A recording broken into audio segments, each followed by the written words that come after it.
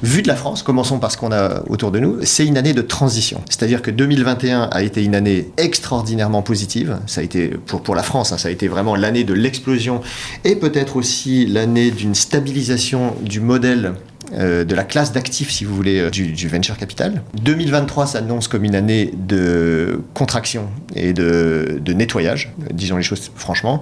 Et entre les deux, on a eu une année de transition, de la gloire absolue à une année de disette, qui sera probablement 2023. Donc entre les deux, on a une année de transition.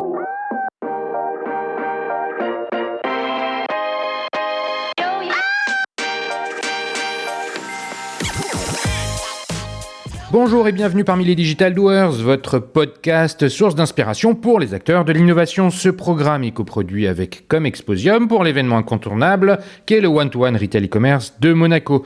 Je suis Cyril Duplessis, acteur du changement dans le digital depuis plus de 20 ans. Je donne ici la parole aux personnalités de notre écosystème en France, qu'ils soient prestataires, annonceurs, marques, retailers ou pure players. Ils sont des acteurs engagés dans leur business et l'innovation fait partie de leur quotidien. Source intarissable d'inspiration, je vous propose une conversation dynamique et sincère pour vous donner accès à leur retour d'expérience, leur vision et leur analyse sur les tendances et les perspectives marché. Depuis juillet 2019, les Digital Doers rassemblent des témoignages uniques et de grande qualité directement accessibles ici même, mais aussi sur les chaînes partenaires. En effet, je produis et anime des chaînes de podcast pour compte de tiers, c'est-à-dire pour des prestataires de services, du retail et du e-commerce. Le concept est simple, inviter un prospect à venir discuter de votre problématique avec un expert maison dans une conversation tripartite.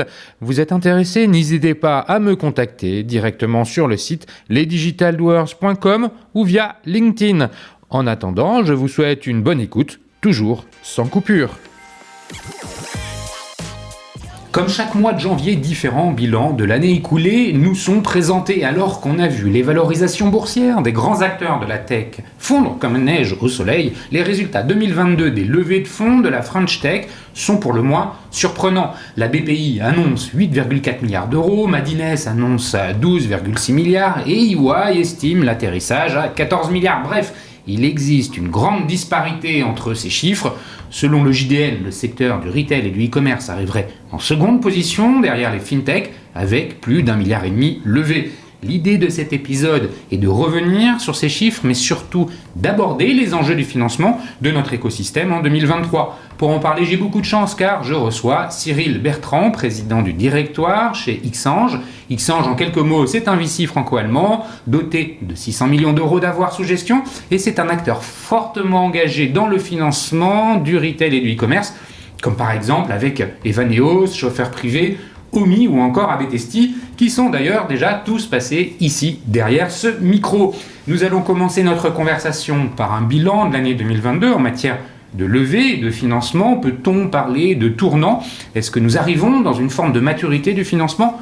Back Market, qui a levé 450 millions d'euros l'année dernière, vient d'annoncer une réduction de ses effectifs. Cela veut-il dire que ses actionnaires attendent une rentabilité plus rapide?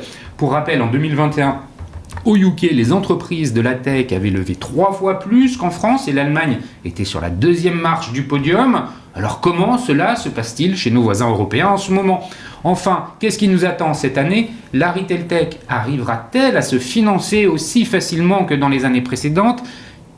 Qu'est-ce que les fonds attendent? En 2022, on a aussi vu des montants faramineux investis dans des entreprises sans aucune rentabilité. Là, je pense plus particulièrement au Quick Commerce et à Gorillaz avec son milliard d'euros levé. Les VC vont-ils continuer cette stratégie? Quels seront les secteurs d'avenir? Serait-ce le Web3 et le Metaverse? Bref, vous l'aurez compris, beaucoup de questions et de thèmes pour une conversation qui s'annonce, à n'en pas douter, passionnante. Mais avant de commencer, Cyril, peux-tu te présenter en quelques mots? Enchanté Cyril, c'est un Cyril qui salue un Cyril. Ouais. Donc Cyril Bertrand, président du directoire d'Xange. Effectivement, Xange, c'est un fonds qui gère 600 millions et qui est à peu près 3 quarts français, 1 quart allemand. D'accord. Donc, on pourra parler de l'Allemagne, puisque pour nous, c'est une deuxième géographie d'activité. Pour ce qui me concerne, ça fait pratiquement 20 ans que je fais ce métier. J'ai commencé en 2002 aux US, donc j'ai appris ce métier en Silicon Valley, là où il a été... Tu as fait des études dans la finance Pas du tout. Non. À l'origine, je suis ingénieur. Donc j'ai commencé dans la crypto pour les militaires. J'étais passionné par la technologie, je le suis toujours aujourd'hui. Et j'ai fait ça chez Alcatel pendant 7 ans, avant de retourner sur les bancs de l'école à l'INSEAD, et ensuite d'enchaîner avec ma première expérience en venture, en capital risque, comme on dit en France, en Silicon Valley, puis 6 ans en Allemagne, précisément. C'est comme ça qu'est né Xange Allemagne. C'est quand je suis rentré d'Allemagne que j'ai ramené une partie de l'équipe avec moi, et qu'on a lancé en 2008 l'équipe allemande d'Xange. On va revenir un peu là-dessus. Ce qui est intéressant, c'est que la Silicon Valley est souvent perçue comme étant le centre du monde en ce qui concerne le financement de la tech, avec des grands fonds connus qui sont là-bas, des acteurs importants et des gourous presque dans la Silicon Valley. Qu'est-ce que tu as découvert? Comment tu peux nous... Est-ce que ça a été difficile? Comment tu pourrais nous rendre compte un peu de cette expérience qui est quand même probante, plusieurs années dans la Silicon Valley, dans ce temple du financement de la tech? Est-ce que tu peux nous en dire un peu plus? Alors j'avais 30 ans à l'époque et c'était, pour moi, c'était une découverte de tous les instants. Et la chose qui m'impressionne encore aujourd'hui le plus, c'est le degré de spécialisation des fonds. C'est comme si ce qu'on vit en France et en Allemagne était encore un peu pionnier, donc les gens sont plus généralistes, nous sommes tous plus généralistes, plus large spectre, et vraiment aux États-Unis, par exemple, j'avais été utilisé moi pour mon profil en téléphonie mobile.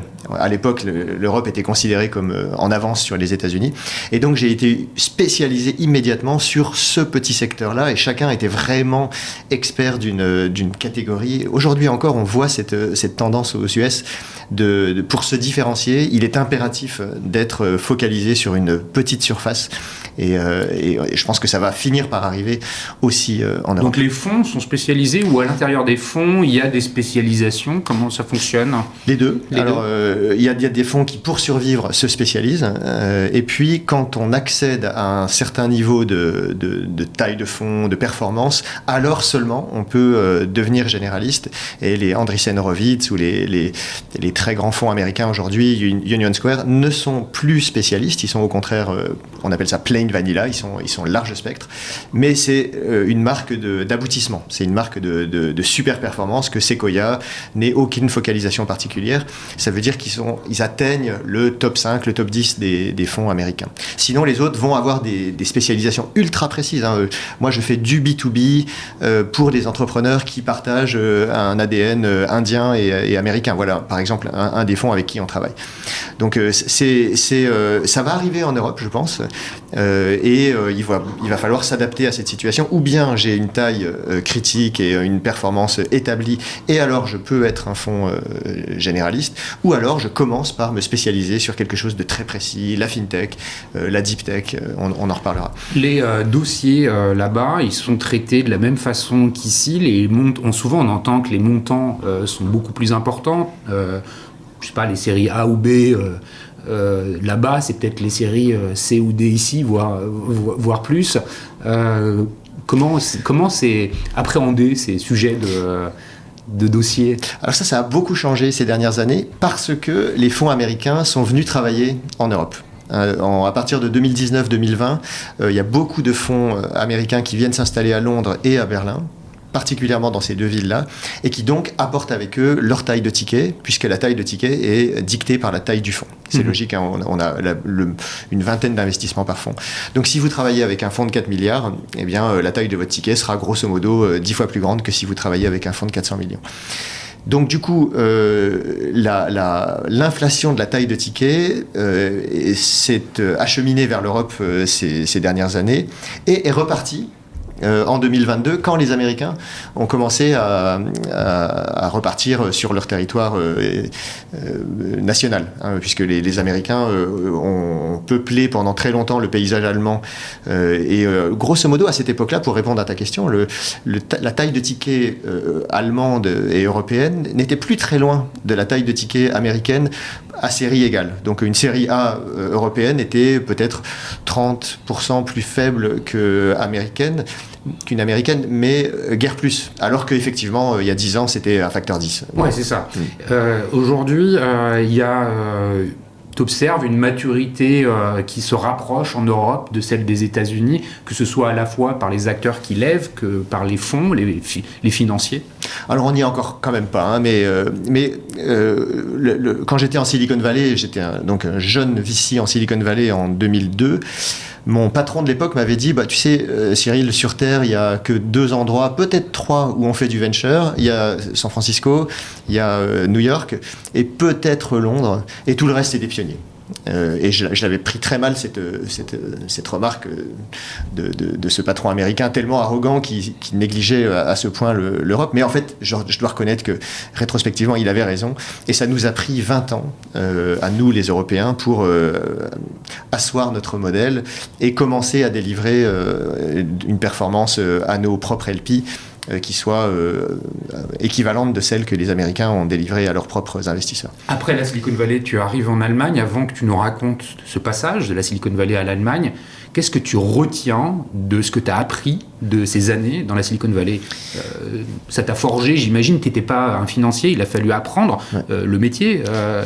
Qu'est-ce que tu retiens de tout ça? Alors j'ai tout appris de ces quelques années là-bas. La première chose, c'était la spécialisation. Donc si on veut survivre dans un paysage ultra concurrentiel, il faut savoir où sont mes forces et où sont mes faiblesses et me concentrer sur mes forces. Ça, c'était la première chose. La deuxième, c'était la vitesse d'exécution, la vitesse pour faire un dossier, pour faire un deal, était tellement plus élevé aux US qu'en France à cette époque-là ou en Allemagne.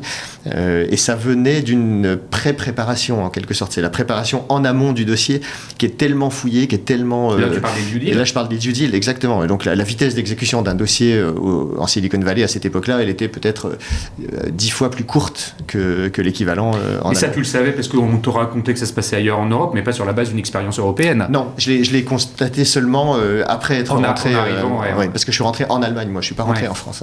Et donc la rapidité d'exécution. Exactement. Et la relation avec les investisseurs. Je pense que le troisième grand chapitre, c'était les capacités de financement de la Silicon Valley. Ce microcosme dans un carré de 20 km de côté était tellement dingue que pour lever des fonds, on allait littéralement dans la même rue. On se déplaçait de quelques centaines de mètres pour aller rencontrer nos LP. Et la qualité de relation avec les... Alors les LP, qu'est-ce que c'est les LP? C'est les Limited Partners. C'est donc les investisseurs qui sont mes investisseurs.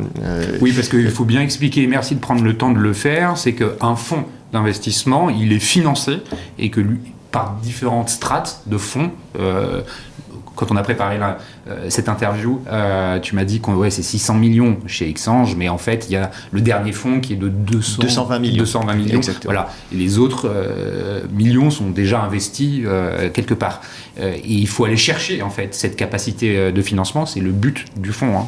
Exactement. Alors, il y a quand même un ou deux autres fonds actifs en investissement chez Xange. Outre Xange 4, qui est le fameux fonds de 220 millions dont tu parles, il y a aussi un fonds qui s'appelle Mutuel Impact, qui est un fonds de pur impact, qui est à peu près de 100 millions.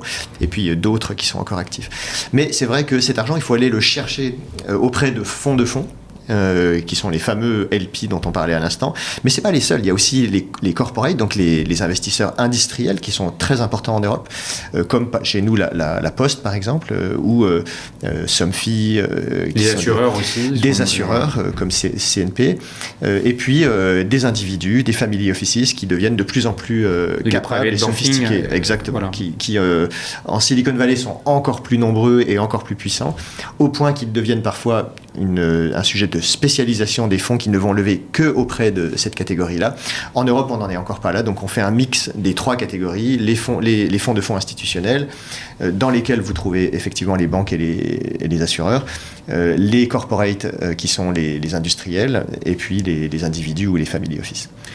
T'arrives, donc merci pour ces explications et ce retour d'expérience de la Silicon Valley. Tu arrives en Allemagne, pourquoi? Comment? C'est quoi les circonstances qui t'amènent à quitter finalement cette zone riche et dense pour le monde du financement et arriver en Allemagne? Alors on est en 2003 et le paysage vient de s'effondrer après la bulle de 2000-2001 et je suis embauché, moi de retour de Silicon Valley, je suis embauché avec tambour et trompette par un fonds allemand tétanisé par l'effondrement des premières années. C'est toi qui fais la démarche de revenir en Europe ou c'est eux qui viennent te chercher? C'est moi qui reviens en Europe, exactement, pour des raisons familiales. Et donc ce fonds allemand m'embauche comme le sauveur qui vient de la Silicon Valley et qui lui va savoir quoi faire, alors que l'équipe sur place, très intelligente, très compétente, et elle-même horrifiée par les résultats les résultats initiaux de son déploiement, parce que pendant les premières années de ce fonds, il n'y a eu que des catastrophes. Et donc moi je reviens de Silicon Valley, auréolé de cette Silicon Valley, et ils attendent de moi que je relance la machine. Tu as les badges qu'il faut, en quelque sorte, à leurs yeux. C'est un fonds qui est beaucoup plus petit que celui que tu avais, dans lequel tu travaillais. Oui, qui est de l'ordre de 4 fois plus petit, et puis je vais très vite déchanter. C'est-à-dire que très vite, je m'aperçois que les golden rules qu'on appliquait en Silicon Valley, tout ça, je vais devoir tout réviser parce que rien ne fonctionne exactement pareil. Je te donne un exemple tout bête. Par exemple, dans les golden rules Silicon Valley, il y avait qu'on n'investira jamais dans un business, dans une équipe de fondateurs qui compte des membres de la même famille. Donc mari et femme, frère et sœur ou frère et frère, ça c'est no-go en Silicon Valley, parce qu'il y a cette idée que si je dois conflit d'intérêt potentiel derrière. Si je dois te virer, comment je vais faire? Bon, ça en Europe, c'était pas du tout une impossibilité, et même des années plus tard, même 10 ans plus tard, on a investi dans KissKissBankBank par exemple, qui était une configuration mari et femme, qui a très bien fonctionné. Donc on n'était pas du tout rigoriste sur ces sujets-là, et il fallait que nous, on fasse notre propre expérience sur cette Golden Rules. Donc je révise comme ça, je mets de l'eau dans mon vin, petit à petit, pour m'adapter à la situation allemande. Et puis je suis rejoint en 2004 par Bernhard Schmidt, qui est aujourd'hui notre partenaire allemand. Et puis on construit comme ça la deuxième moitié du fonds, avec l'équipe qui était sur place aussi et qui fait de très beaux investissements pendant les quelques années qui suivent. Ce fonds, il s'appelle Deutsche Venture Capital, donc DVCG en allemand. C'était un fonds de 200 millions qui était pour l'Europe à cette époque-là un très beau fonds de Deutsche Bank. Donc ça, c'est une situation typique de ces années-là. Il y avait quand même beaucoup de fonds corporate, puisque dès qu'un fonds appartient à un seul investisseur, c'est le cas d'ici, on appelle ça un fonds corporate, un CVC, Corporate Venture Capital Fund. Et en l'occurrence, on va le déployer pendant les années qui suivent. Là, tu y restes quoi, 3-4 ans? J'y reste jusqu'en 2006. Oui, c'est ça, 3 ans à peu près. Un peu plus quand même, oui, c'est ça, 4 ans. Là, tu vois le paysage allemand ou européen changer. Toi, tu dois tout remettre en question. Mais est-ce que tu observes dans l'écosystème des changements à ce moment-là? Alors, pas tellement. Ces années-là, c'est un peu comme le Moyen-Âge. C'est des années qui durent. C'est des années qui durent longtemps et il ne se passe pas grand-chose et on met du temps à se remettre de la bulle. C'est peut-être une des choses importantes qu'il faut que je dise à ce micro, c'est le venture, c'est le temps long. Mais vraiment très très long. Donc quand on vient de l'industrie ou quand on vient de la finance, on met un certain moment à accepter que dans ce métier, un investissement va durer 7 ans en moyenne. Un investissement que je fais aujourd'hui, je n'aurai pas de sortie avant 7 ans en moyenne, ce qui veut dire que l'écart type, c'est plutôt 5 à 10 ans. Les 20 investissements qu'on va faire dans un fonds vont durer entre 10 et 12 ans en moyenne. Et donc, j'aurai des résultats sonnants et trébuchants de mon travail. Je saurai si j'ai fait un bon travail dans 12 ans, à peu près. C'est un temps qui est infiniment long et qui oui, c'est important de le préciser. Oui, c'est vraiment très, très, très long. Ça n'a vraiment rien à voir avec la rapidité d'entrée-sortie sur la bourse, par exemple. On fait un métier qui n'a strictement rien à voir. Tu pars de ce fonds de la Deutsche Bank, c'est ça? Exactement. Pour monté Xange? Comment ça se passe? Non, je suis embauché par le fondateur d'Xange, Hervé Schrick, qui cherchait à se déployer en Allemagne. Et donc j'arrive pas seul, j'arrive avec une partie de l'équipe allemande et on commence à partir de 2007 à déployer donc une stratégie franco-allemande. Alors franco-allemande, pourquoi? Parce que tu es français? Parce que tu rentres en France? Parce que c'est quoi la raison? Alors à l'époque, c'est une idée toute simple qui est qu'on va lever des fonds là où c'est relativement plus facile en France et on va l'investir là où c'est relativement plus facile en Allemagne. Parce Pourquoi que c'est plus facile en France? Parce qu'à cette époque-là, c'est difficile à... Là, on est en 2006. On est en 2007, ouais. C'est difficile à concevoir vu d'aujourd'hui, mais à cette époque-là, l'Allemagne est totalement délabrée parce qu'il n'y a eu aucune protection après l'éclatement de la bulle, contrairement à la France où la BPI a joué son rôle, le gouvernement français, les FCPI ont joué leur rôle. En Allemagne, il y avait une trentaine de fonds avant la bulle, il en reste 3 exactement. Et donc, il y a un paysage totalement vierge pour déployer du capital et investir dans les startups allemandes, alors qu'en France, c'est pas facile, mais c'est faisable de lever des fonds.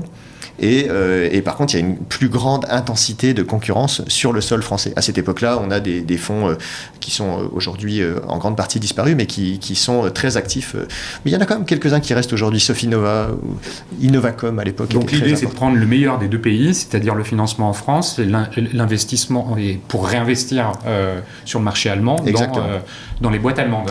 Et on fait des très bons investissements à cette époque-là. On investit dans Mr. Spex, qui est une marque de pneus en ligne qui marche extrêmement bien, qui s'introduit en bourse. Donc la sortie royale par excellence dans mon métier, c'est l'introduction boursière. Et on réussit à en faire une assez vite en Allemagne. Le fonds évolue. Vous vivez aussi 2008. Ça doit être une période un peu bizarre et un peu après, non? Au passage, je t'ai dit une bêtise, c'est Delticom qu'on investit en bourse et Mr. Spex qui était une marque de lunettes. 2008, ça a une incidence ou pas pour vous? Alors 2008 a une petite incidence sur notre métier, mais comme on est des investisseurs très early stage, ça se voit pas tout de suite. Quand il y a une crise comme ça, comme 2008, ça a une incidence de valorisation, mais ça ne change pas vraiment le... Early stage, c'est-à-dire que Xange est spécialisé dans les premiers tours. Exactement. A et B, c'est ça?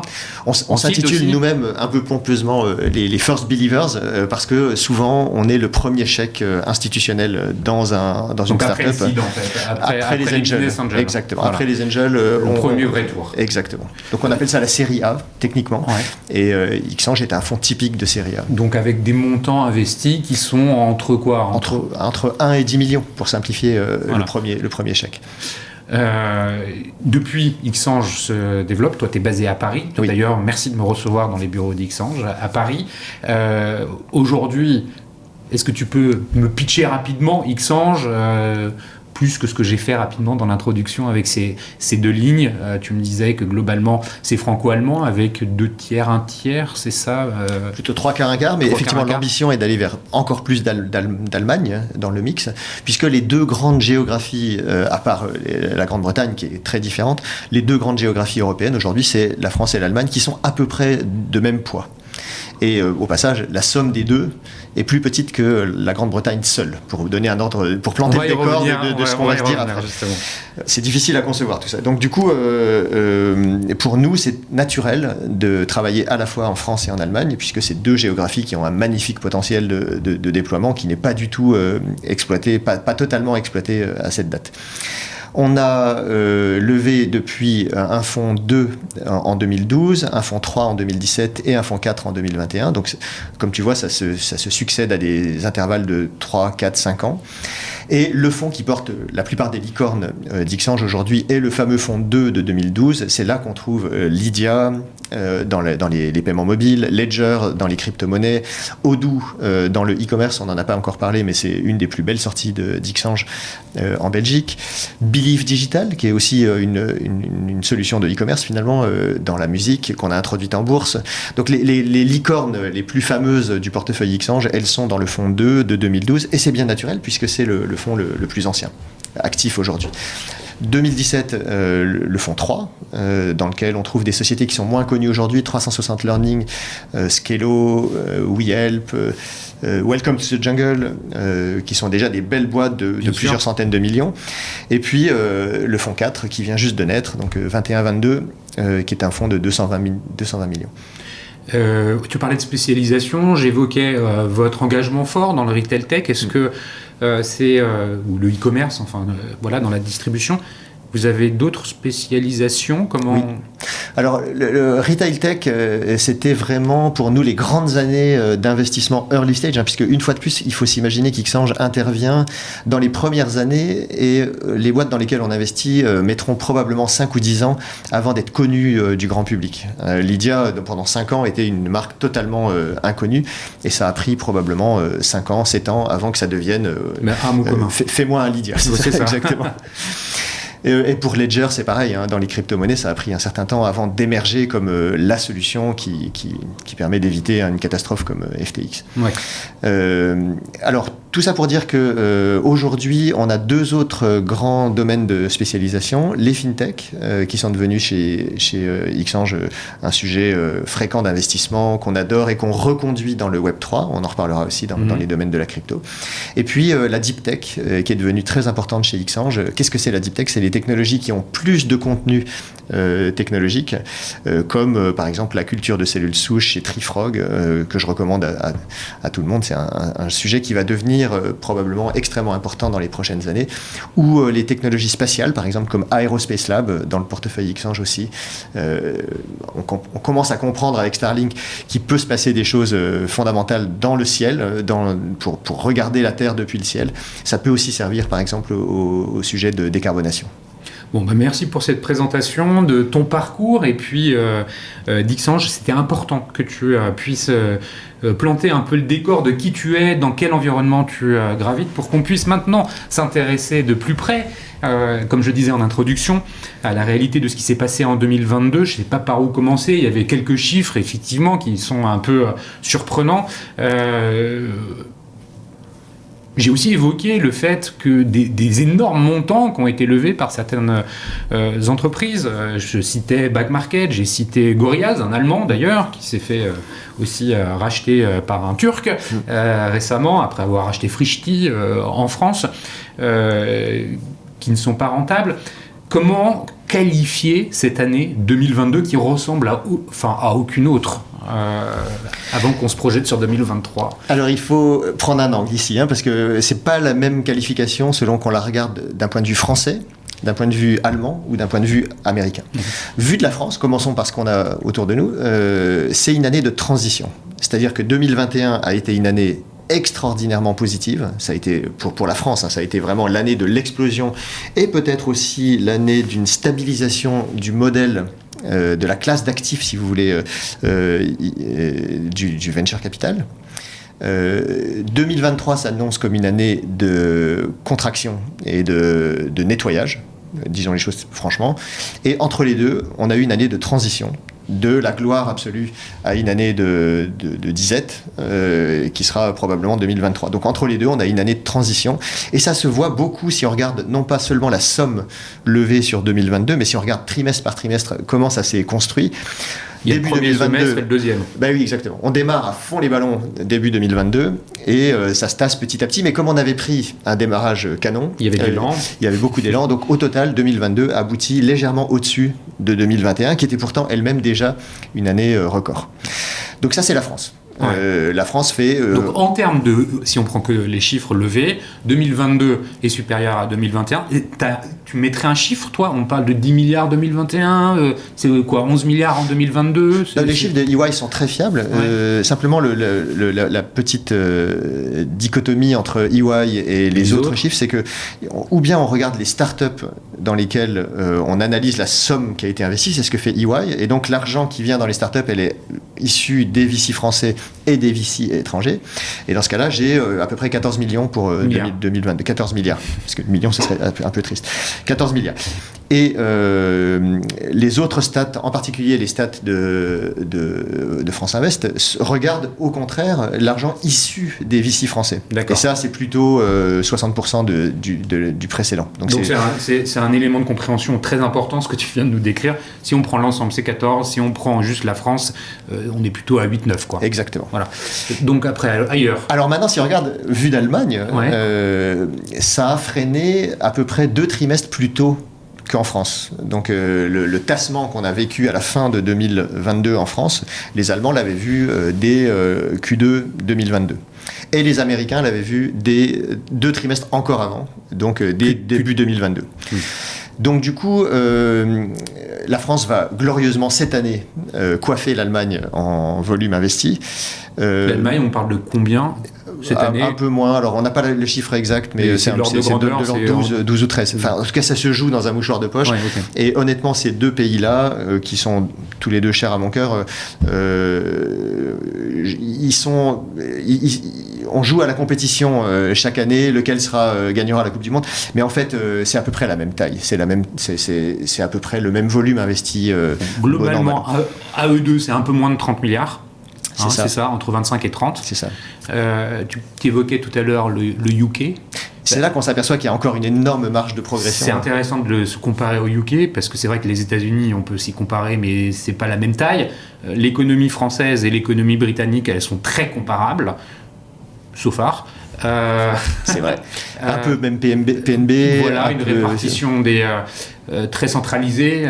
Paris, Londres, même nombre d'habitants, un PIB à peu près équivalent, 2 forces militaires. Enfin, il y a plein de raisons de comparer ces 2 économies-là. Et là-bas, c'est quoi? C'est à peu près 3 fois. C'est à peu près donc la Grande-Bretagne est à peu près la France est à peu près un tiers du volume investi en UK. On est dans les 90 milliards, un peu en dessous, c'est ça? Un peu de ça, à peu près. Alors non, c'est 3 fois la France. Donc si on se dit que la France c'est 15 milliards, ça peut être à peu près 45 milliards. Ça, Et comment ça s'est passé pour eux en 2022? Alors, c'est très similaire. Eux, ils sont sur le rythme américain pour une raison toute simple, c'est que quand les Américains songent à set up shop, à installer un bureau en Europe, ils le font plus de 2 fois sur 3, ils le font à Londres. Donc du coup, Londres est un excellent proxy, un excellent représentant de la manière d'investir, du professionnalisme, de la densité de concurrence américaine. Et nous d'ailleurs, quand on se trouve à avoir envie de faire un dossier, parce que ça nous arrive une fois de temps en temps à Londres, il faut qu'on se mette dans cet état d'esprit que si les Anglais nous laissent faire un dossier sur le territoire britannique, c'est probablement qu'ils n'en ont pas voulu. C'est-à-dire que c'est très risqué pour nous de croire qu'on peut aller comme ça concurrencer les VC anglais. Ils sont extrêmement forts, extrêmement sophistiqués, etc. Et donc, il faut quand un VC français réussit à faire du bon business en Grande-Bretagne, c'est très probablement parce qu'il y a mis les moyens et il a installé une équipe britannique sur le sol britannique. Il y a une question qui me vient.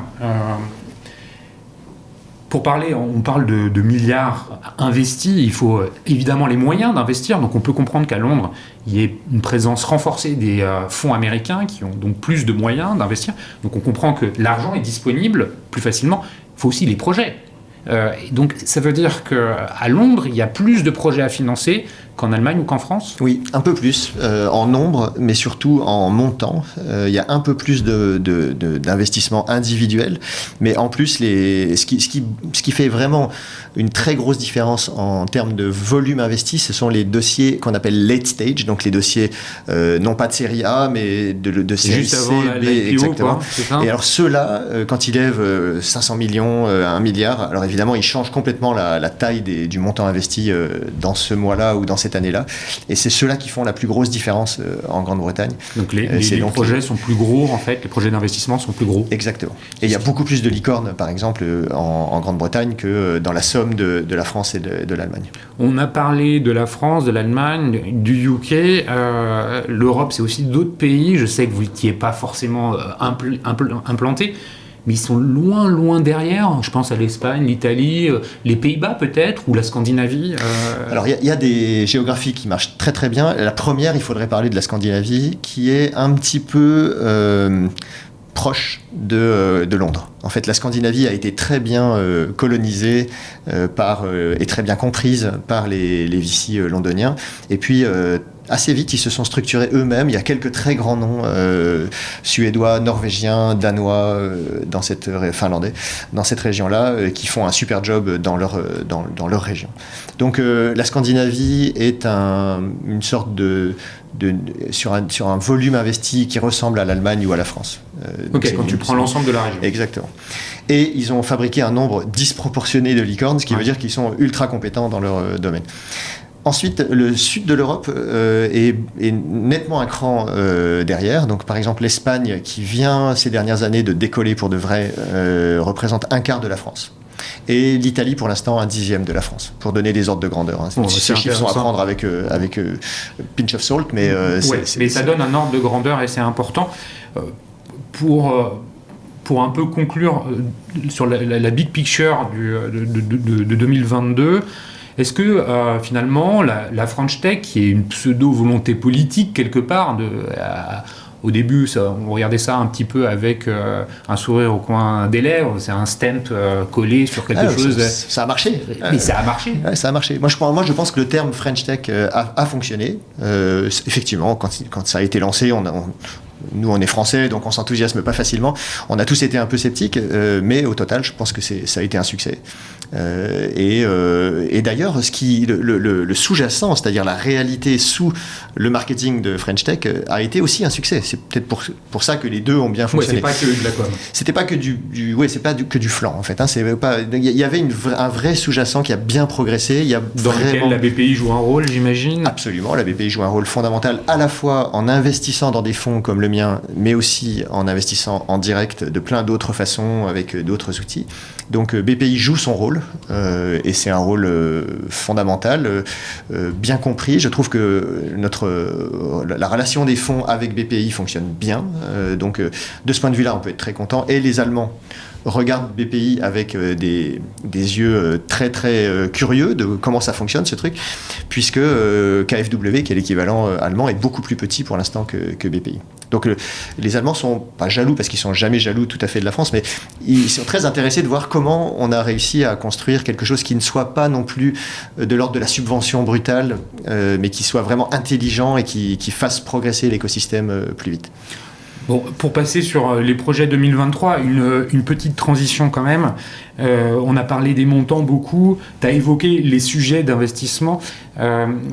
Qu'est-ce que les fonds vont regarder davantage ? Alors là, je voudrais faire un focus sur le retail tech et le e-commerce. Est-ce que ce sont des solutions SaaS ? Est-ce que c'est la distribution ? Est-ce que les sujets, comme je le disais tout à l'heure, d'investissement dans des boîtes complètement à la ramasse en termes de rentabilité, c'est fini ? On repart en 2023 avec quelles leçons tirer de 2022, alors peut-être sur le marché français ?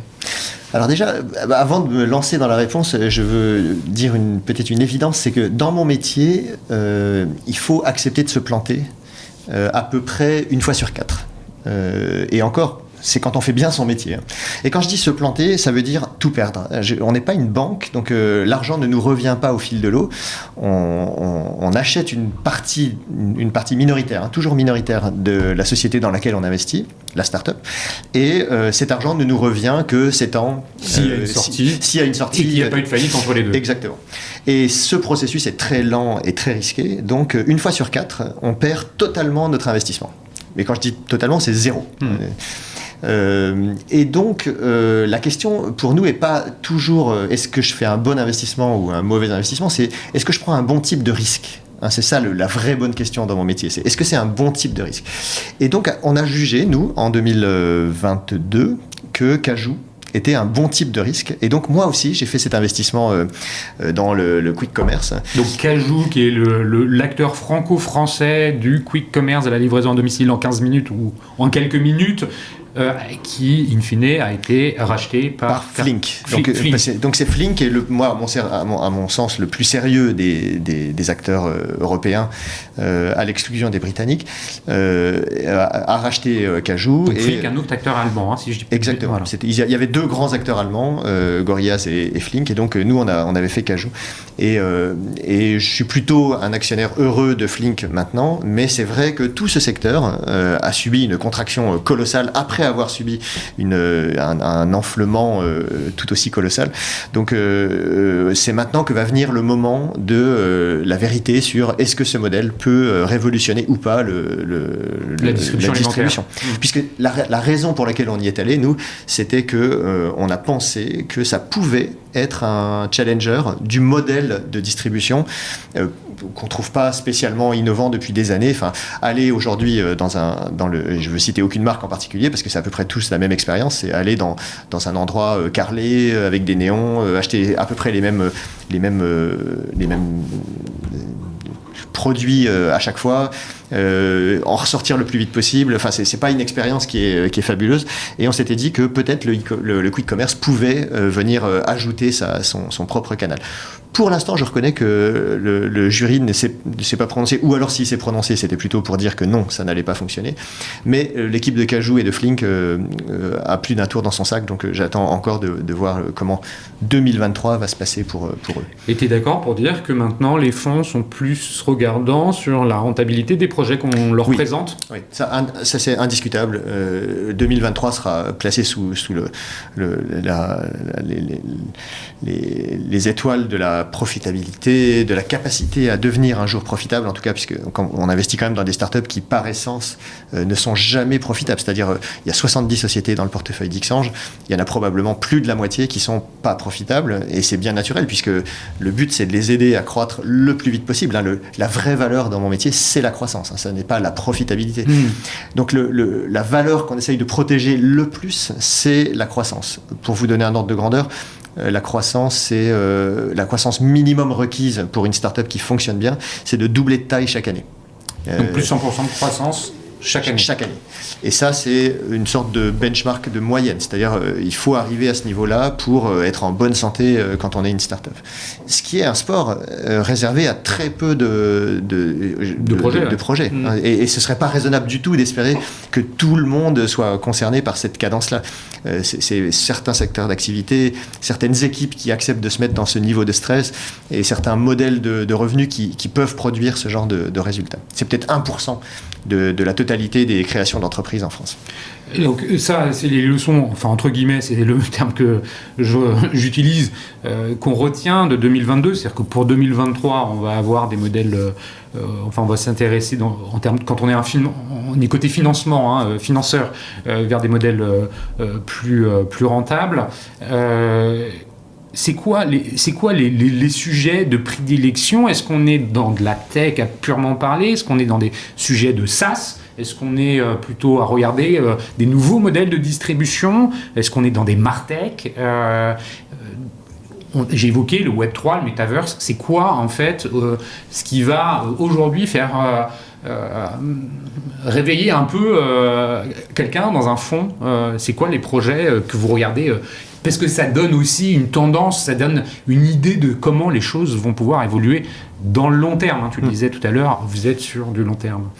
Alors, il y a deux extrêmes qui continuent à bien fonctionner en e-commerce et dans les marketplaces. Je mélange les deux sujets, e-commerce et marketplace, qui sont les deux extrêmes. En fait, en gros, ou bien je suis verticalisé, spécialisé sur un sujet bien précis, comme Omi, par exemple. Donc, je fais j'ai un angle rigoureux sur l'agriculture régénérative et je ne commercialise que des produits qui sont issus de cette filière-là.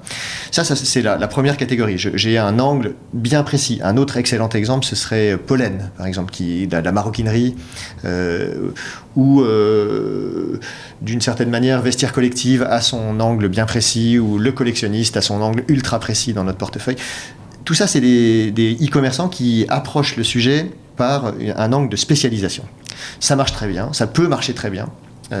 Et c'est la première catégorie. La deuxième, c'est l'autre opposé, c'est je suis un généraliste et mon objectif, c'est d'atteindre assez vite un très gros volume d'affaires pour pouvoir avoir un pricing power sur à la fois mes clients et sur mes fournisseurs. C'est-à-dire qu'entre les deux, j'ai une telle masse critique que je peux en quelque sorte être un index de la distribution. Et si ma population de fournisseurs évolue dans dans un sens ou dans l'autre, j'accompagne ce mouvement et je répercute ce prix sur mon client final, ou dans l'autre sens, si mon client final ne peut plus payer, par exemple le bio est un peu en retrait, dans ce cas-là, moi je répercute mon prix d'achat à mes fournisseurs. Pour jouer à ce jeu-là, il faut atteindre assez vite plusieurs centaines de millions de volumes. Je pense qu'en France en ce moment, la limite, elle se situe autour de la taille de showroom privé. Pour fixer les ordres de grandeur, il faut faire à peu près un demi-milliard à la grosse louche. Et donc, et entre les deux, c'est la zone où il ne faut pas être. Et la transition d'un modèle à l'autre est très périlleuse. Donc, quand je suis un généraliste, aller vers la spécialisation, c'est horriblement dangereux. Et il n'y a pas beaucoup d'exemples non plus de spécialistes qui deviennent des généralistes. Ça me fait penser au modèle de la Redoute, quelque part. Complètement. Qui elle, a franchi. Exactement. Ils ont sauvé leur existence en acceptant d'être non spécialistes et en faisant une sorte de distributeur large spectre. Donc on a les modèles, côté de la distribution marketplace versus spécialisé, donc on est vertical et on adresse un marché et on est spécialiste de ce marché-là. Et c'est là où on va facilement créer de la valeur. Ou alors on est côté marketplace avec un seuil à atteindre de volume nécessaire pour avoir les moyens d'exister dans la durée. C'est exactement ça. Et vous les retrouvez, d'ailleurs, ces deux modèles, on les retrouve dans le portefeuille Xange. Cajoo, modèle généraliste, très large spectre, qui cherche à atteindre le plus vite possible en un an, et qui a réussi d'ailleurs à atteindre quasiment une centaine de millions de volumes en un an. Et OMI, spécialisé, verticalisé, La Ruche qui dit oui à l'époque, dont on est sorti à cette date, et tous les exemples précédents, donc verticalisé. Bergamote, DNVB, toutes les DNVB d'ailleurs sont dans fleuriste, Bergamote. Exactement. Non, mais il faut le préciser, parce que peut-être qu'il y en a encore qui ne connaissent pas Bergamote. Exactement. Juste un petit point, le volume d'affaires, c'est pas le chiffre d'affaires de la société, c'est l'ensemble des transactions. Sur une marketplace, c'est un tiers qui vient mettre en relation l'offre et la demande, donc les fournisseurs avec les acheteurs, et qui prend une commission. La commission, c'est le chiffre d'affaires, alors que le volume d'affaires, c'est l'ensemble des transactions qui sont réalisées sur la marketplace. Ça va toujours mieux en le disant. Ça, c'est le modèle marketplace, exactement. Voilà, exactement. Alors du coup, les VC, ils vont continuer à faire les deux. Il va y avoir des sujets verticaux qui nous intéressent passionnément, en particulier tout ce qui touche au climat va nous intéresser. Donc là, par exemple, les e-commerçants vont s'intéresser au sujet du crédit carbone d'une manière ou d'une autre. Et donc, il va y avoir plein d'outils qui vont se développer autour de ça. Et on a commencé chez Xange à regarder comment on pourrait constituer des e-commerçants qui sont plus responsables, qui sont plus proches de la neutralité carbone. Je vais tirer la bobine là sur cet aspect impact RSE de façon générale. Aujourd'hui, dans quelle mesure ou comment ce sujet-là apparaît dans les dossiers qui vous sont présentés, et quel est le regard que vous portez ou l'importance que vous accordez à ça? J'imagine, en posant la question, que ça va crescendo, mais est-ce que tu peux nous en dire un peu plus? Alors, c'est en train de se mettre en place. Donc là, on est vraiment dans l'espèce de foisonnement des jeunes années d'un secteur, et pour l'instant, c'est un peu balbutiant. Donc, ne me prenez pas au mot sur ces sujets-là. Moi, je vois au moins trois grandes catégories. Le premier, c'est mesurer. Il faut d'abord mesurer quelle est mon empreinte carbone. Il faut que je commence quelque part. C'est vrai au niveau individuel, c'est vrai au niveau des business. Et ça, pour nous, on a choisi notre champion, c'est Greenly qui aide à faire un audit carbone rapide et relativement précis. Et qui me permet d'automatiser ensuite le tracking, le suivi de mon empreinte carbone. C'est une sorte de comptabilité. Il y a une comptabilité en euros, il y a une comptabilité en carbone, et j'ai besoin des deux outils. Première catégorie. Deuxième catégorie, il y a les produits que je fabrique. Et là, c'est un autre domaine, c'est les produits que j'importe ou les produits que je fabrique, ou un mélange des deux, quelle est leur empreinte carbone à eux. Et ça, c'est encore une autre catégorie qui va s'établir aussi probablement. Il y a déjà en France un acteur qui a l'air de bien fonctionner et qui n'est pas financé par Xange. Et puis, dernière catégorie. Tu penses, mais moi, quand je pense à Fago, par exemple. Oui, ça pourrait en être un. Et je pensais aussi à Marc Laurent, qui a créé son propre... qui est un ancien VC, un ancien collègue qui a créé sa propre plateforme sur ce sujet. Et puis, dernière catégorie, il va falloir compenser, puisque ça ne va pas nous suffire de constater l'ampleur des dégâts, on va avoir envie d'en faire quelque chose. Et là, il va falloir qu'on établisse ce qui va être l'économie, l'euro de cette nouvelle économie, ce sera le crédit carbone. Et il va falloir d'abord établir le fondement de cette économie, qui sera le crédit carbone, avant de pouvoir construire toutes les couches qui sont au-dessus. C'est-à-dire qu'il va y avoir une sorte de currency, qui sera ces fameux crédits carbone. Il y en aura de grandes qualités qui coûteront très cher, il y en aura des faibles qualités qui coûteront ou qui ne vaudront pas grand-chose. C'est déjà le cas aujourd'hui d'ailleurs. Ce qui nous manque aujourd'hui d'ailleurs, c'est des crédits carbone de très grande qualité qui coûtent très cher. Ça, c'est en train de se constituer. Et sur cette base-là, je pense qu'on va voir se construire des couches, un peu comme un modèle logiciel, on va voir se construire des couches qui permettront à chacun de compenser ses dépenses, ses billets d'avion, etc. Aujourd'hui, on a déjà les prémices de tout ça, mais c'est encore très balbutiant. Et par exemple, les crédits carbone que j'accumule, je les accumule tellement n'importe où que je ne sais plus où ils sont. Donc aujourd'hui, ils ne valent rien pour moi, parce que très probablement, j'ai perdu la trace de leur accès. Et les crédits le marché du carbone, il n'est pas unifié à l'échelle mondiale. Il y a le marché européen, il y a le marché américain, asiatique. Il y a aussi là-dessus des harmonisations qui doivent se faire, puisqu'on est quand même dans une économie mondialisée. Pour finir sur la partie RSE, comment les fonds comme Xange intègrent des talents ou une expertise autour de ces sujets-là? Alors, il y a vraiment deux niveaux là. Il y a le sujet RSE qui est un sujet d'engagement qu'on a vis-à-vis de nos LP. Ouais. Donc ça, c'est un sujet par lequel on va être lié à un reporting de plus en plus approfondi. Et ça, c'est en place depuis déjà plusieurs années. Donc ce reporting ne fait que s'étoffer année après année. Et on sent que nos propres financements viennent avec des exigences de clarté, de transparence sur ces sujets-là. Et puis, il y a les sujets d'investissement de nos propres fonds. C'est deux choses qui peuvent être différentes, qui peuvent être alignées aussi, mais qui peuvent être différentes. Donc, par exemple, si je caricature, je pourrais avoir un sujet d'investissement qui soit très peu impact, je sais pas, la logistique avec des camions à essence, et reporter de manière extrêmement fine et de manière très rigoureuse sur cette empreinte carbone. Et là, je serai, au sens RSE, au sens ESG, je serai impeccable. Parce que mon reporting est exactement. Je dis la vérité sur ce qui se passe, mais par contre, le contenu de mon investissement est très carboné. Idéalement, on a les deux. Et chez Xange, donc, on a des exigences de reporting qui sont là depuis 2013. Donc, on est maintenant dans la Xème génération de notre reporting. Et on a 6 ou 7 bicorps dans nos propres portefeuilles qui sont donc des sociétés qui sont particulièrement à l'avant-garde de l'impact par le contenu. Donc c'est vraiment pas seulement du reporting, c'est vraiment une façon de travailler qui leur est chère. Et c'est ceux-là qui nous aident à inspirer tout le reste du portefeuille, puisque en quelque sorte, eux, ils sont ceinture noire de l'impact. Et en les observant travailler, on peut disséminer ensuite les meilleures pratiques au reste du portefeuille. C'est finalement ce que tu sous-entends, ou ce que je comprends, c'est que cette capacité à prendre en compte ces sujets, RSE, impact, c'est quelque chose qui est diffusé à l'ensemble des analystes, du personnel d'un fonds d'investissement.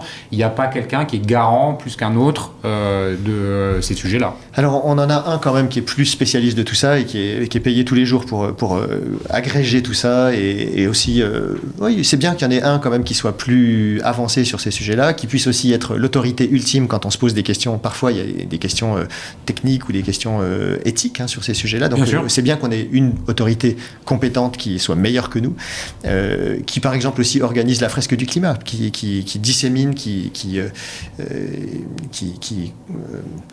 forme les collaborateurs. Donc on a ça aussi. Mais seul il ou elle ne serait pas grand-chose. Il faut absolument que tout le monde dessous soit formé. On a parlé RSE, on a parlé aussi... il reste à parler des autres sujets. On l'évoquait en préparant cet entretien. Il y a aussi le métaverse, le Web 3. Je sais que tu as des choses à dire là-dessus. Oui, j'adore ce sujet parce que, comme souvent en investissement, souvent un bon sujet d'investissement naît d'une frustration. À l'origine, il y a un petit truc qui gratte et on se dit c'est quand même pas possible que ce soit si compliqué, par exemple, de payer avec un téléphone portable dans les années 2014 quand on a financé Lydia. C'était cet agacement qui a probablement créé dans la tête de Cyril Chiche et Antoine Porte, qui a probablement créé cette urgence pour lancer leur start-up. Et aujourd'hui, cette petite agacement, cette frustration, moi, me vient quand je tombe pour la xème fois sur la landing page d'un site web, Web 2, donc la fameuse génération qui nous a tous aidés à créer des licornes. En gros, ça n'a pas changé depuis 10 ans. Une landing page aujourd'hui, vous tombez sur un truc à plat avec un catalogue de produits. Dessous, il y a une base de données. Au-dessus, il y a un moteur de recherche qui vous permet de chercher plus facilement ce qui vous intéresse. Et en gros, c'est ça, un site web. Et ça n'a pas vraiment... Alors, il y a un peu plus de vidéos aujourd'hui. Il y a des outils plus sophistiqués derrière, A/B testing, etc., pour optimiser la conversion. Mais le concept lui-même de site web, si vous me l'accordez, est finalement assez statique depuis une dizaine d'années. Je me dis qu'en Web 3, on va avoir l'occasion, et j'espère qu'on la rattrapera, de créer un site web, une expérience de site web radicalement différente, qui serait beaucoup plus immersive, qui serait probablement plus sociale, plus partageuse de ce qui se passe pour moi donc un peu plus place de marché, où je suis pas seul, et probablement gamifié aussi, c'est-à-dire ce sera plus intéressant que d'aller choisir une paire de chaussures aujourd'hui sur Zalendo. Donc dans le Web 3, on ne sait pas à quoi va ressembler ce site web de nouvelle génération, mais on commence à avoir des Web indices. 3, pour bien planter ce que c'est la définition du Web 3, c'est un web décentralisé, oui. Qui fonctionne avec la technologie de la blockchain, oui. Qui permet grâce à cette technologie, de contrôler les transactions et les échanges entre les individus.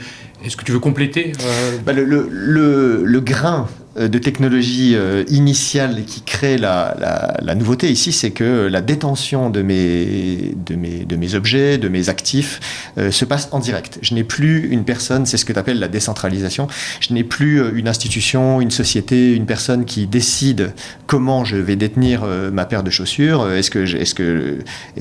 comment je vais détenir mon argent, par exemple, sur un compte bancaire. Donc là, aujourd'hui, j'ai besoin de BNP ou de Crédit Agricole pour me dire comment, dans quelle modalité je vais accéder à mon argent.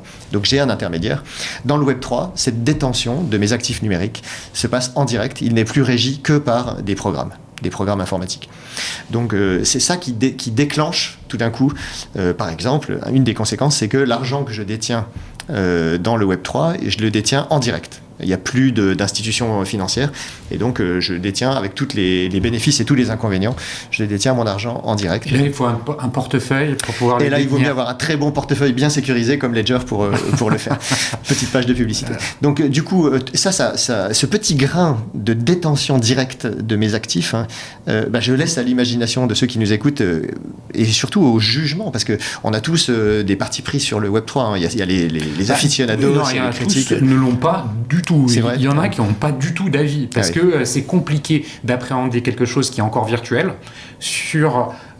avec un mindset qui n'a rien à voir avec le côté à plat, pour reprendre l'image du Web 2, un site, et on navigue dessus. Là, il y a une dimension, la 3D en quelque sorte. C'est heureux que ça s'appelle Web 3, puisque c'est un peu ça, quelque part. Oui, il y a une sorte de coïncidence dans le fait que ce soit 3 et 3D.